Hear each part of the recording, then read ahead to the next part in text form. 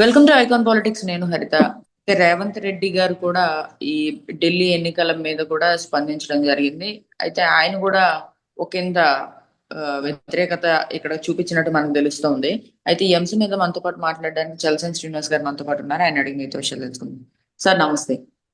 నమస్కారం సార్, రేవంత్ రెడ్డి గారు ఏ ఉద్దేశంతో కొన్ని వ్యాఖ్యలు అనడం జరిగింది? అసలు ఆయన ఉద్దేశం ఏమై ఉంటుందంటారు?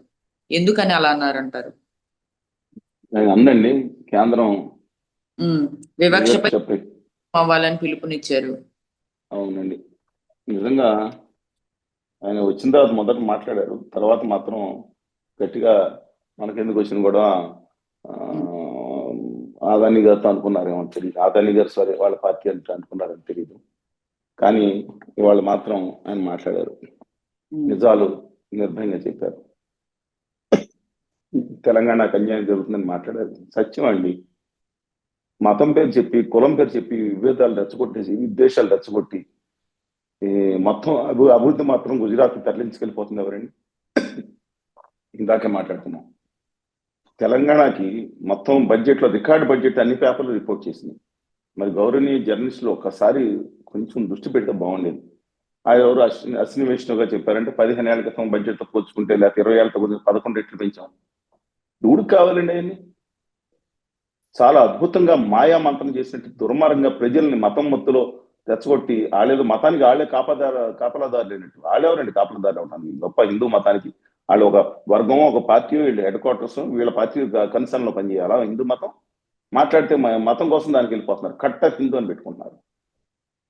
అందుకని సరే, ఇవాళ రేవంత్ రెడ్డి గారు మాట్లాడిన మాటలో ఎంతో అర్థం ఉంది.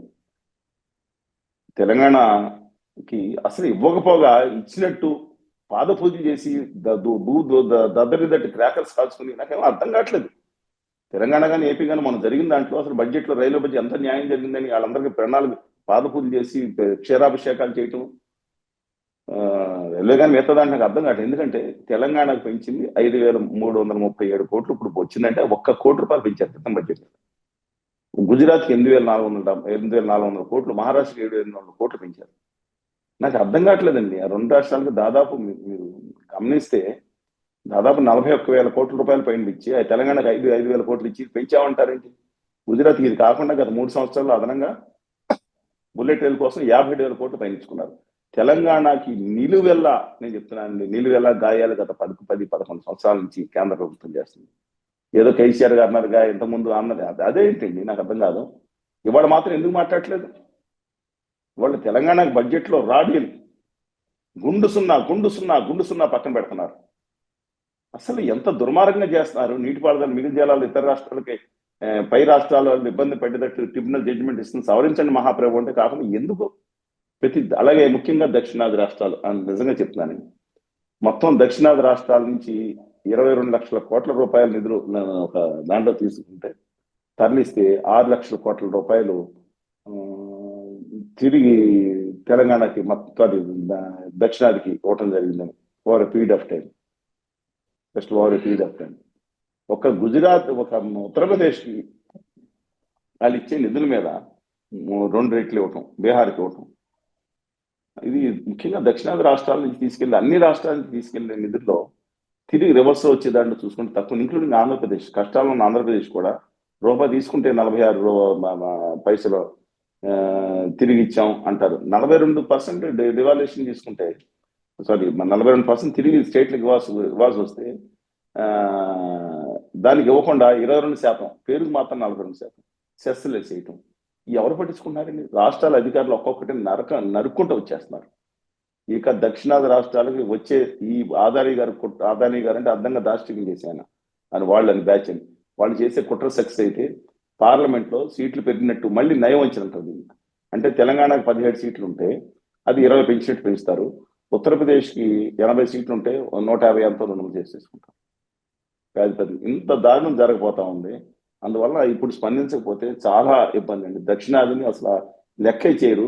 ఒక దేశంలో ఇంతకుముందు చేసిన దక్షిణాదిని వేరే దేశం అనే పరిస్థితి దిక్కుమాలిన వాళ్ళు ఏదైతే అన్నట్లు క్రియేట్ చేయడం దుర్మార్గం. దేశం అంతా ఒక్కడికి ఉండాలి, ప్రపంచం నెంబర్ 1 ఉండాలి. ఏదండి రేవంత్ రెడ్డి గారు ఇప్పుడు అనడం వల్ల, ఇప్పుడు ఈ వ్యాఖ్యలు చేయడం వల్ల ఏమన్నా ఉపయోగం ఉంటదంటారు? డెఫినెట్ గా దక్షిణాది రాష్ట్రాలకు కొంత ముఖ్యమంత్రి ఎలుగెత్తి చాటాల్సిన సందర్భంలో సోదరులు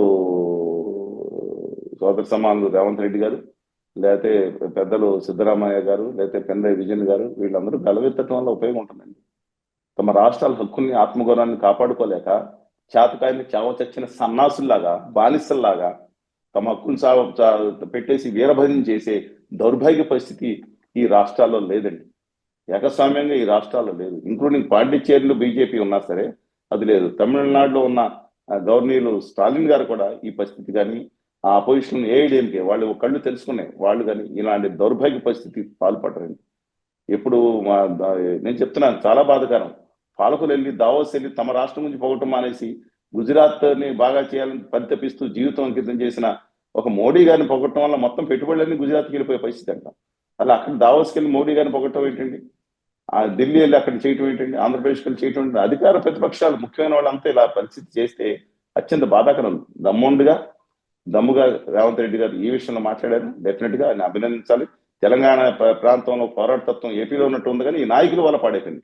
ఏదైతే కేటీఆర్ హ్యూమానిటీ మీద నాకు అసలు ఈ కేటీఆర్ గారు అన్నారు అందరిని కలుపుకెళ్ళాలి అనే ఉద్దేశంతో అన్నారు. రేవంత్ రెడ్డి గారు కూడా అదే దాంట్లో ఉన్నారు. ఆర్ఎస్ ప్రవీణ్ కుమార్ గారు, అలాగే సిపిఎం పార్టీ వెస్లీ గారు, సిపిఐ సాంబశివరావు గారు, అందరూ కూడా తెలంగాణలో పోరాటతత్వం ఉంది. గోహెడ్ రేవంత్ గారు, మిమ్మల్ని నానా ఇబ్బంది పెడతానికి వాళ్ళు చూస్తారు. వాళ్ళు తెలంగాణకి తీరని అన్యాయం చేస్తున్నారు. తెలంగాణ యువతకి అసలు విభజన హామీలు అమలు చేయకుండా ఐటీఆర్ ని హైదరాబాద్ కి మా కుటుంబాన్నంగా వెలగాల్సిన హైదరాబాద్ కి యువత ఇచ్చే ఐటీఆర్ ని పక్కన పడేశారు. 11 సంవత్సరాల నుంచి చాలా మంది ఒక మెట్రో రైలుకి ₹1 వాళ్ళు మెట్రో రైలు క్రితంసారి బెంగళూరు దానికి వాళ్ళ గవర్నమెంట్ ఉన్నారు కదండి. అంతకుముందు ఉన్నప్పుడు 12,000 కోట్లు 14,000 కోట్లు కేటాయించి ₹1 ఇవ్వలేదు. ఒక నేషనల్ ప్రాజెక్ట్ ఇవ్వలేదు. ప్లీజ్ ట్రబుల్ అని డెఫినెట్ గా చెప్తున్నాను. తెలంగాణ కొంగు బంగారం సింగరేణిని గుమా వ్యాపారాలు పని చేయడానికి చూస్తే కార్యక్రమాలు దుర్మార్గంగా సాగుతున్నాయి. కానీ ఆదాని గారు జోల్లోకి చిక్కుకోండి రేవంత్ రెడ్డి గారు 100 కోట్లు వస్తుంది రిటర్న్ చేశారు. కానీ ఇంకా మొత్తం ప్రాజెక్టులన్నీ వాళ్ళకి అప్పచెప్ప బదులు తెలంగాణ జెన్కోకి ఇవ్వండి, అద్భుతంగా వాళ్ళు లోన్లు ఇస్తారు. వారు ఏదైతే పవర్ స్టోరేజ్ ఏదైతే ఉందో వాటి దాని మీద పెట్టమని చెప్పి my humble request. Right sir, ఈ అంశం మీద ఈసారైనా తెలంగాణకి కొంతైనా కానీ ఆంధ్రప్రదేశ్ నమద్రోహం జరిగింది. ఆంధ్రప్రదేశ్ ఎందుకు మీ సబ్జెక్ట్ రేవంత్ రెడ్డి గారు చెప్పాను. ఆంధ్రప్రదేశ్ కంటే ఇక్కడ గుండుసురండి ఆంధ్రప్రదేశ్ నమ్మద్రోహం ఏమొచ్చిన ఎంత దారుణంగా జరిగిందంటే, అంటే మోసం చేసి దారుణంగా చేసి అద్భుతంగా చేశానని పొగడతాం. ఇది రివర్స్ లో ఉంది. అది నా బాధ. సరే, కమింగ్ బ్యాక్ టు తెలుగు రాష్ట్రాలు మాత్రం తీరని ఇంకొడతాను. రైట్ సరే, కేంద్రం తీరుపై ఎప్పటికప్పుడు ఇలాంటి విశ్లేషకులు ఉద్యమకారులు మాట్లాడుతున్నప్పటికీ కూడా మీడియాలో వస్తున్నప్పటికీ కూడా మీడియాలో రావట్లేదండి. నేను తిరుపతిలో మీటింగ్ పెట్టామండి. మరి పెద్దలో గౌరవనీయులు రామోజీరావు గారు తనయుడు కిరణ్ గారికి విజ్ఞప్తి చేస్తాను. మేమేం పొరపాటు చేసామండి? కిరణ్ గారు ఒక పెద్ద వార్త కింద పెద్దవాళ్ళ పెరిగిన సైకిల్ దొంగతనాలు లేదా ఇంకోటి వార్తలు వేస్తా ఉన్నారు కదా. మేము మిగతా వాళ్ళందరూ నిజంగా పోలవరం మీద డీటెయిల్స్ ఇస్తా పెడితే మేము ఏం తప్పు చేసామండి? అలాగే ఇంకో పత్రిక గురించి నేను మాట్లాడను. I respect all of them అండి. మీడియాలు కూడా 80% మీడియాలు కనీసం వార్తను రిపోర్ట్ చేయకపోతే ఎలాగండి? మేము తిరుపతి కానీ గుంటూరు కానీ అన్ని చోట్ల రేపు పొద్దున విశాఖపట్నం పెడుతున్నాం. మేము ఎవరిని అనుచితంగా అసభ్యంగా మాట్లాడమే. కనీసం నాయకుల యొక్క భార్యల మీద అసభ్యంగా బూతులు తిట్టింది వాళ్ళు ప్లేట్ మార్చుకున్న వాళ్ళు పెద్ద ఫోటోలు వేస్తా ఉన్నారు. వేసుకోండి, మాదేమో వేయక్కర్లేదు. కానీ మేము స్వతంత్రంగా ఉండే వాళ్ళ హక్కులు కాపాడండి.